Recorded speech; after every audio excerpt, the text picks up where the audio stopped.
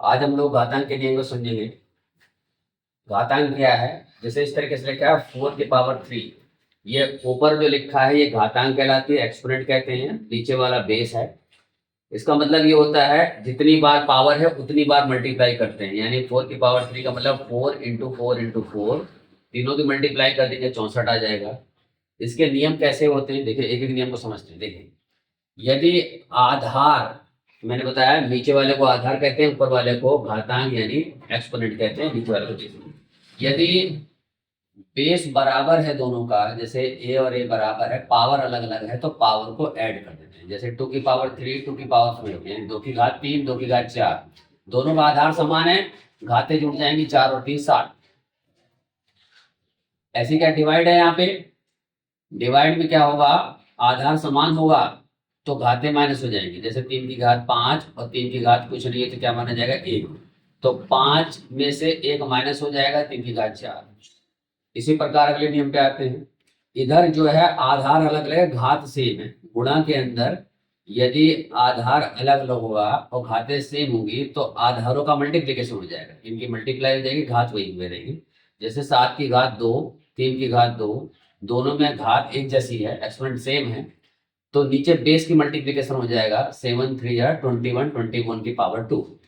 ऐसे यदि पावर के ऊपर पावर लगी हुई है तो उन दोनों पावर की मल्टीप्लाई हो जाएगी। जैसे 4 की पावर 3 उसके ऊपर पावर 2 है तो 3 2 जा 6, तो 3 2 जा 6, 4 की पावर 6 हो गया। यहाँ पर a बटे b की पावर m है, a बटे b की पावर m है, तो ये जो m है घात, ये a का भी माना जाएगा और b का भी माना जाएगा, इसलिए दोनों को सेपरेट कर लीजिए।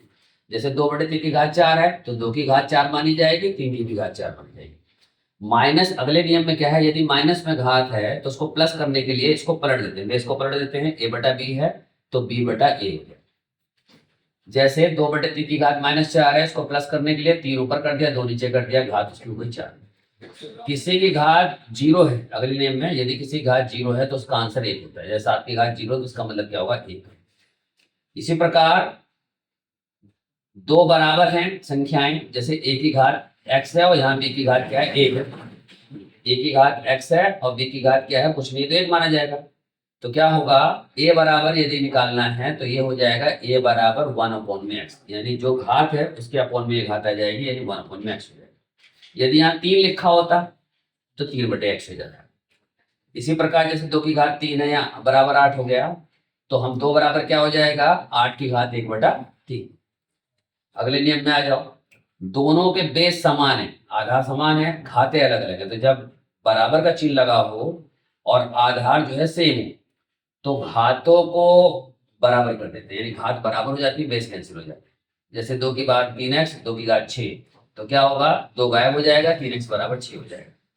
इसी प्रकार यदि घात सेम है, आधार अलग अलग है, तो घात गायब हो जाते हैं, आधार इक्वल कर देंगे। जैसे 3x की घात 6 9 की घात 6, 6 है तो 6 गायब हो जाएगा, 3x बराबर 9। इस तरीके से यहाँ से x का मान निकालना। ये सारे नियम बहुत महत्वपूर्ण हैं, इनको याद कर लीजिए।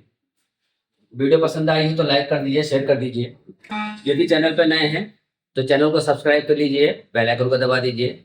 मिलते हैं बच्चों नेक्स्ट वीडियो में, तब तक के लिए जय हिंद, धन्यवाद।